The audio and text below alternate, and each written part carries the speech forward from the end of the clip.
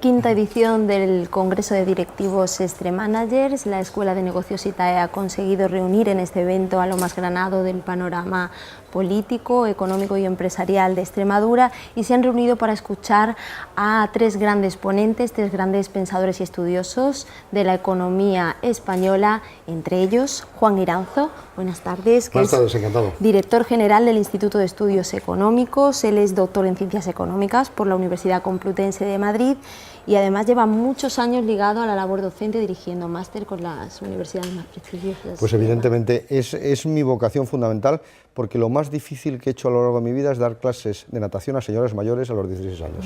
Y desde entonces estoy vinculado al mundo de la docencia. Al mundo de la docencia. Bueno, el Instituto de Estudios Económicos se funda en 1979 con la intención de realizar y difundir estudios económicos y sociales, siempre apoyando la labor de la empresa privada. ¿Cómo es este trabajo? Hombre, sin lugar a duda, el Instituto nace a raíz de la Constitución, porque la Constitución española establece que España es un país social de mercado. Bueno, pues para impulsar la idea de mercado como mecanismo eficiente de asignación de recursos, y que es la empresa y el empresario quien de verdad crea valor, nació el Instituto, ha seguido trabajando en esa defensa, en definitiva, de la libertad económica, y hoy que nosotros pensamos que a estas alturas del siglo XXI ya no tendríamos sentido, pues desgraciadamente tenemos mucho más sentido. Hay que seguir impulsando la competitividad de nuestras empresas, porque son nuestras empresas las únicas que nos pueden sacar de la crisis a través de las exportaciones. Bueno, la labor del Instituto en el año 2000 es recompensada con el Premio Económico Infanta Cristina de Castilla y León, un estudio de la economía española a lo largo de 2 décadas.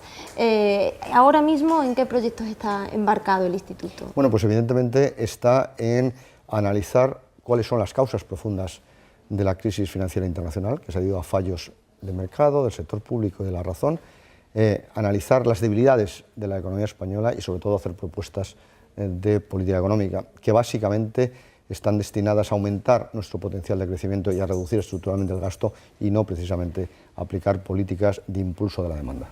Centrándonos un poquito en el evento que nos ha reunido, ¿cuál ha sido el mensaje que ha transmitido a todos los directivos y empresarios que se han reunido aquí? Pues que España puede salir de la crisis, que España, como lo han hecho otros muchos países, porque afortunadamente la economía mundial está en fuerte crecimiento, pues España también se puede incorporar a ese crecimiento, pero para eso necesita ajustar en profundidad su déficit público y llevar a cabo una serie de reformas que permitan que las empresas sean más competitivas, porque como España está muy endeudada, las familias, las empresas y el sector público debemos el 270% del PIB, pues no podemos salir con fuerte crecimiento del consumo ni de la inversión, tenemos que salir a través de las exportaciones, y eso obliga a que el entorno mejore, y lo está haciendo, y a que seamos más competitivos, y por tanto que las políticas económicas se deben de centrar en esa línea. Que además yo creo que estamos en este momento bajo protectorado económico internacional. Bueno, pues es el momento, yo creo, que en ese protectorado se van a establecer esas medidas para aumentar nuestro potencial de crecimiento.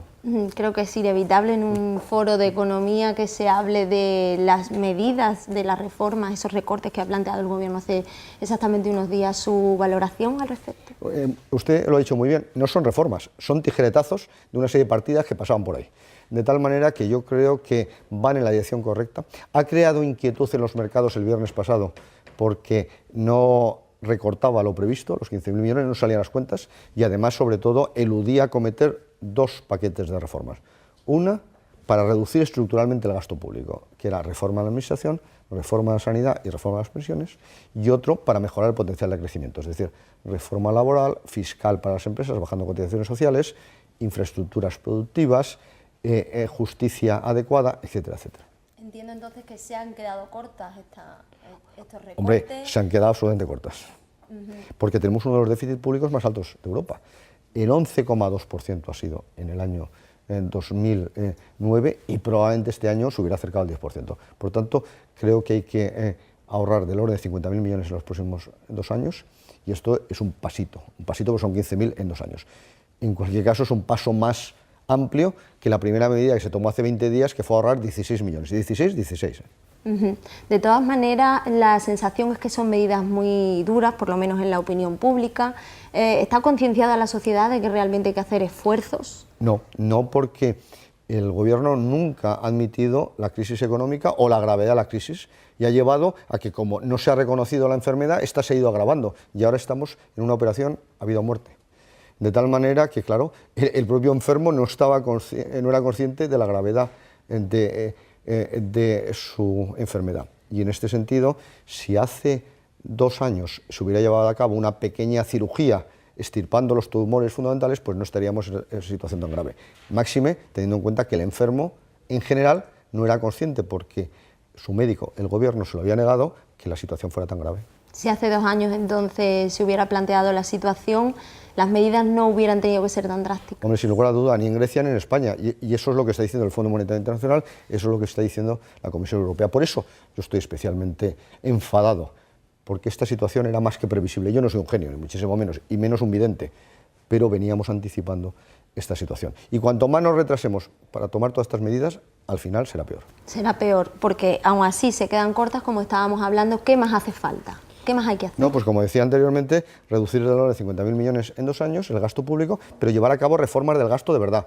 Retrasar la edad de jubilación 2 años y medio en las pensiones significa un ahorro del orden de 1 punto del PIB, 10.000 millones. La sanidad, establecer un ticket moderador, porque los gastos sanitarios están ahogando a las comunidades autónomas. Reformar la administración, no podemos soportar que muchas funciones estén duplicadas o triplicadas, que haya 3,5 millones de empleados públicos. Esto es insostenible. Y luego, por otro lado, reformas estructurales que permitan que nuestro potencial de crecimiento sea superior, que podamos crecer más del 2%, que es lo que prevé el Fondo Monetario Internacional, que somos incapaces hasta el año 2016. Por tanto, reforma laboral favoreciendo movilidad, fin de ultraactividad de los convenios y abaratando la salida. Reforma fiscal bajando las cotizaciones sociales y subiendo el IVA, pero bajando las cotizaciones sociales 5 puntos y el impuesto a sociedades. Favorecer inversiones en transporte ferroviario de mercancías, disponer de energía barata, por tanto alargar automáticamente la vida de todas las centrales nucleares y pensar en el futuro en nuevas centrales en los emplazamientos existentes. Y luego, por otro lado, que la justicia sea predecible, rápida y ejecutable. Por tanto, reforma también de la Administración de Justicia. Son medidas que podríamos considerar un poco antipopulares. ¿A la clase política le da miedo hacer frente? ¿Hace falta unidad para que el mensaje que llegue a la sociedad es que realmente es necesario hacerlo? En primer lugar, los ciudadanos somos inteligentes y, por tanto, si nos hubieran dicho hace tiempo, como hizo Enrique Fuentes Quintana en el año 77, la gravedad de la situación, pues nos hubiéramos enfrentado, como ocurrió en los pactos de la Moncloa. Y en segundo lugar, sí que probablemente habría que llegar a un acuerdo, pero para realizar profundas reformas, no para consensuar ese papel tan light, tan absurdo de Zurbano. Usted lo acaba de comentar ahora mismo, es partidario de esa subida del IVA si antes se hacen una serie de reformas, dado que no están hechas, ¿qué va a suponer? ¿Cuál es el panorama al que se va a enfrentar la economía? En el caso del IVA, además de las reformas que son imprescindibles, en el caso del IVA, nosotros lo que decimos es que subir 2 puntos el IVA porque se deducen las exportaciones, pero bajar 5 puntos las cotizaciones sociales y 5 puntos el impuesto de sociedades. Y eso hubiese significado una mejora de competitividad automática, porque es una especie de evaluación de nuestra moneda, técnicamente del tipo de cambio efectivo real. Pero como parece ser que no se va a hacer solo subir 2 puntos, pues es pegarte un tiro en el pie. Como la demanda interna, el consumo está bajo mínimos, una parte va a ir a margen empresarial, no a precio, que va a terminar de estrangular el margen empresarial. En segundo lugar, se va a favorecer la economía sumergida. Y en tercer lugar, el poco consumo que se anime, algo se detraerá, porque la subida, no olvidemos, era del 18%, no del 2%, como algunos creen. Bueno, gran parte del público que nos escucha son grandes empresarios. Quizás son los grandes olvidados en todo este asunto. Se les debería haber apoyado más también haciendo reforma. La reforma del mercado laboral no está hecha ni mucho menos. Hombre, grandes olvidados, y en algunos casos en los últimos meses, cuando se han acordado de ellos, ha sido para mal, porque no hay que olvidar que hubo una concentración contra los empresarios a primeros de diciembre por parte de los sindicatos. Es una cosa sorprendente. Y que apoyó el propio Partido Socialista. Por tanto, en este momento tenemos que tener presente toda la sociedad que solo nos pueden sacar las castañas del fuego las empresas y los empresarios.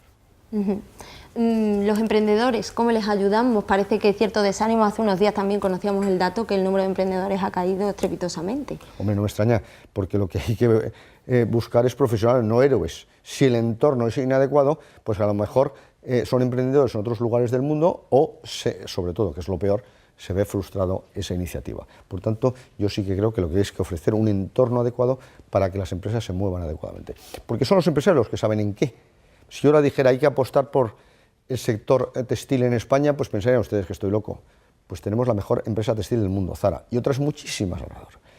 O siderurgia, Acerinox, etc. Yo creo que lo fundamental es favorecer un entorno competitivo, que tampoco es favorecer, es decir, que no estén en condiciones de inferioridad respecto al resto del mundo y que sean los empresarios y los emprendedores que desarrollen todo su potencial. Bueno, es necesario más que nunca ahora hablar mucho de este tipo de encuentros entre empresarios, entre directivos para... Hombre, yo creo que es imprescindible transmitir a todas las administraciones públicas la necesidad de favorecer la competitividad, porque no solo hay que pedírselo a la administración central, sino también a las autonómicas y locales. Uno de los asuntos que vemos absurdo es que haya normas diferentes para fabricar lo mismo dentro de España. Que un ascensor resulta que no es igual en Extremadura o en Cataluña, pues hombre, es bastante sorprendente. ¿Y eso en qué va? Va en contra de la competitividad, son costes de transacción, costes a cambio de nada, y genera deseconomías de escala. Por tanto, yo apelo a la responsabilidad de todos los niveles de administración y sobre todo que pensemos de una manera que favorezca a la empresa y no precisamente en nuestro bien propio, que es el de los políticos, no, en el bien común de la sociedad que pasa por el impulso de la empresa. Para terminar, una valoración de la situación de Extremadura, no sé si del Instituto podéis hacernos alguna comparativa, algún análisis de la situación de aquí, de la empresa. Nosotros, los pocos estudios regionales que hacemos son de la Comunidad de Madrid, pero evidentemente nosotros creemos que aquí hay un núcleo empresarial importante, pero que el entorno de política económica regional normalmente ha sido adverso, no ha favorecido la libertad de la empresa, como si por ejemplo el de Madrid, y luego por otro lado, pues eso se manifiesta en que es una de las comunidades de Europa, una de las regiones de Europa con mayor tasa de paro. Por tanto, lo que pone de manifiesto es que las políticas que favorecen la actividad empresarial generan el bienestar del conjunto de la sociedad, no solo de los empresarios. Muy bien, pues muchísimas gracias, Juan Iranzo, por acompañarnos. Hasta luego.